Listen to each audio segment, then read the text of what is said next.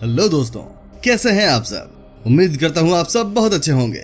Well friends, इसमें कोई शक नहीं है कि दुनिया के सबसे रहस्यमयी देशों की जब बात होती है तो सबसे पहले इजिप्ट का ही नाम आता है।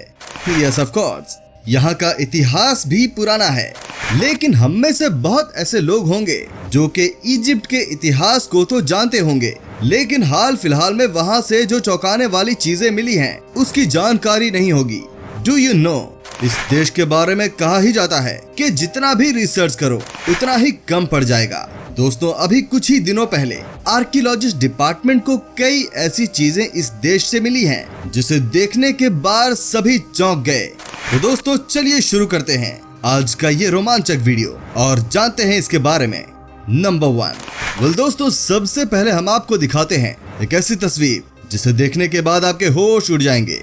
जी हाँ, क्या आप यकीन कर सकते हैं कि साल 2018 में इस देश में एक ऐसी सार्कोफेगस जमीन के सैकड़ों मीटर गहराई में मिली है कि इसे देखने के बाद कोई भी हक्का बक्का रह जाए।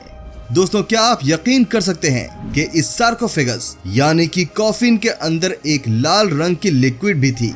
कहा जाता है कि आज से पहले किसी भी कॉफिन में लाल रंग का लिक्विड नहीं देखा गया था। साथ ही दोस्तों, आपको ये भी बता दूं कि इस बड़े से बक्से में एक या दो नहीं बल्कि तीन कंकाल भी मिले। कहते हैं कि जब इनकी पड़ताल की गई तो ये भी पाया गया कि 2 मेल थे जबकि एक कंकाल फीमेल की थी। सबसे ज्यादा चौंकाने वाली बात तो ये थी कि जो महिला थी इसके सिर में एक बड़ा सा छेद था, एक ऐसा होल जिसे देखने के बाद आपको लगेगा कि शायद महिला की ब्रेन सर्जरी हुई हो। आप देख सकते हैं कि कैसे इसके सिर के बीचों बीच ये गड्ढा है। आज भी साइंटिस्ट इस बात का पता लगा रहे हैं कि आखिर में ये लाल लिक्विड क्या था और सार्कोफेगस में डालकर डेड बॉडी को रखने का क्या मतलब था। आप समझ सकते हैं कि इजिप्ट देश में उस समय भी मेडिकल साइंस इतना आगे बढ़ गया था कि ब्रेन सर्जरी की जाती थी। नंबर 2। दोस्तों, अब हम आपको कुछ ऐसा दिखाने जा रहे हैं जिसे इजिप्ट के इतिहास का सबसे अनोखा खोज माना गया है। दोस्तों, आपको बता दूं कि इस खोज को हुए अभी ज्यादा दिन भी नहीं हुए हैं। जी हाँ फ्रेंड्स, ये है स्टैचू रैमसेस II की। ये इजिप्ट के इतिहास के सबसे महान राजा कहलाते हैं। आज भी दुनिया में इन्हें ग्रेट एंसेस्टर के नाम से ही जानता है। साल 2019 सितंबर के महीने में उनकी इतनी बड़ी प्रतिमा जमीन के नीचे से मिली। कहते हैं कि जहां से स्टैचू मिली है वहां से इनके महल की दूरी ज्यादा नहीं थी, वो 15 किलोमीटर के अंदर में ही आता है। लेकिन सबसे अजीब बात यह है कि जिसे पकड़ा गया था यहाँ पर जमीन खोदते हुए, उसे शायद ये बात पता थी यहाँ पर महान राजा रैमसेस II की प्रतिमा है। क्या आप यकीन कर सकते हैं कि जैसे ही आर्कियोलॉजिस्ट डिपार्टमेंट को इसके बारे में पता चला, वैसे ही यहाँ पर जबरदस्त तरीके से खुदाई शुरू कर दी गई। अच्छी बात तो ये रही कि ये जमीन के बहुत अंदर नहीं थी। इनकी स्टैचू को देखकर हर कोई हैरान रह गया था कि इतनी बड़ी प्रतिमा कैसे हजारों सालों से जमीन के अंदर सही सलामत थी। दोस्तों, सबसे हैरान कर देने वाली बात तो ये थी कि प्रतिमा लकड़ी की बनी थी। हालांकि इस बात की कंफर्मेशन आने में 2 दिनों का वक्त लगा, लेकिन जब सबको पता चला कि किंग रैमसेस II मिले हैं तो लोगों के मन में खुशी का ठिकाना नहीं रहा। इनकी पॉपुलैरिटी थी ही इतनी, क्या बात है। लेकिन आप खुद ही देखिए कि ये लकड़ी के बने होने के बाद भी सही सलामत थी। ये किसी चमत्कार से कम नहीं था। सवाल ये भी है कि लकड़ी इतने सालों तक जमीन के अंदर कैसे सही सलामत थी। पिंक कलर की इस किंग रैमसेस II प्रतिमा ने तहलका मचा दिया। दोस्तों, आप बने रहिए हमारे साथ इस वीडियो के अंत तक, क्योंकि आगे हम आपको बहुत कुछ रोचक दिखाने वाले हैं।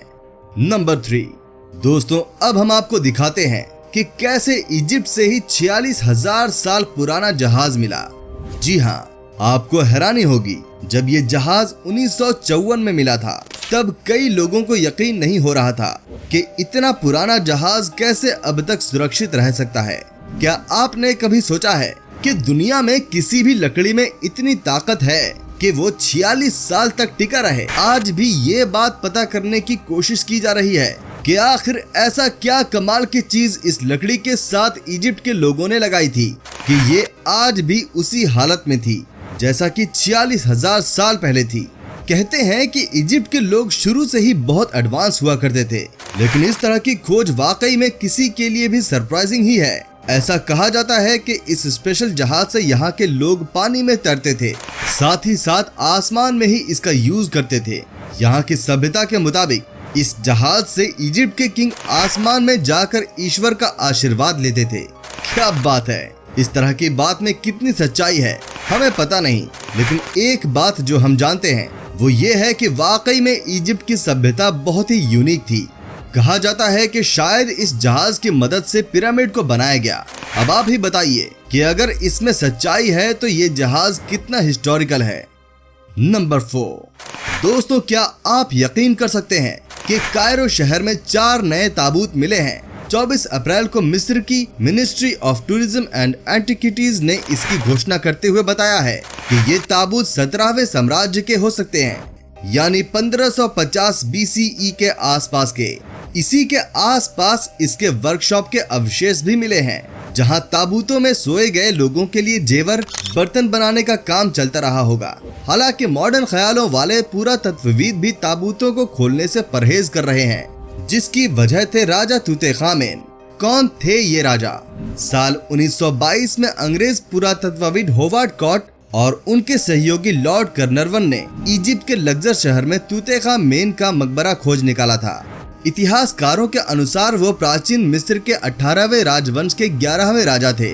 ताबूत खोलने पर बिल्कुल साबुत और बेहद कीमती आभूषणों से भरा हुआ था। माना गया कि मौत के वक्त राजा की उम्र 17 साल से अधिक नहीं रही होगी। उनकी मौत की सही वजह कोई नहीं बता सकता। दोस्तों, आपको बता दूं कि मिस्र, रोम और ग्रीस में राजाओं और राजसी खानदान या बड़े पदों पर काम करने वालों की मौत पर उन्हें सामान्य लकड़ी के ताबूतों में नहीं दफनाया जाता था, बल्कि लकड़ी के ताबूत को एक डब्बे में बंद किया जाता था। पत्थर से बना यही डब्बा सार्कोफेगस कहलाता था। पत्थर का ये ताबूत जमीन से कुछ ऊपर रखा जाता था। मिस्र में इसकी शुरुआत 2686 BCE की मानी जाती है। माना जाता है कि मौत के बाद दूसरे संसार में व्यक्ति साबुत पहुँचे, इसके लिए सार्कोफेगस जरूरी है। लकड़ी पर नक्काशी के साथ ताबूत के भीतर कीमती रत्न और गहने भी रखे जाते थे। साथ ही मृतक का नाम खुदवाया जाता था ताकि मरने के बाद उसे कोई मुश्किल ना हो। साथ ही साथ सार्कोफेगस लकड़ी के चौकोर ताबूत से अलग मृतक के शरीर को बनावट और कद के आधार पर बने होते थे। पुनर्जन्म पर यकीन करने वाले मिस्र की सभ्यता में मरने वाले के शरीर पर खास लेप किया जाता था और फिर उसे दफनाया जाता, जिससे शरीर खराब ना हो। नंबर 5। दोस्तों, अब हम आपको दिखाते हैं कि कैसे इजिप्ट के जमीन के नीचे 24 ऐसे कॉफिन मिले हैं जिसे देखने के बाद कोई भी हैरान हो जाए। कहते हैं कि ये कॉफिन इतने बड़े थे कि किसी की भी जान निकल जाए देखकर। अब दोस्तों, सवाल ये था कि जब ये इंसानों के लिए नहीं बने थे तो आखिर किसके लिए थे? आपको बता दूं कि एक्चुअली में ये थे एपिस बुल्स के।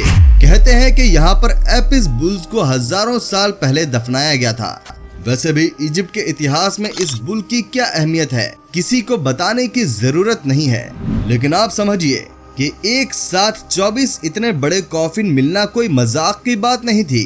कहा जाता है कि यहाँ पर एपिस बुल को भी उनकी अंतिम यात्रा में बहुत रिस्पेक्ट दी जाती थी। ये यहाँ के किंग के ताकत का प्रतीक होते थे। क्या बात है!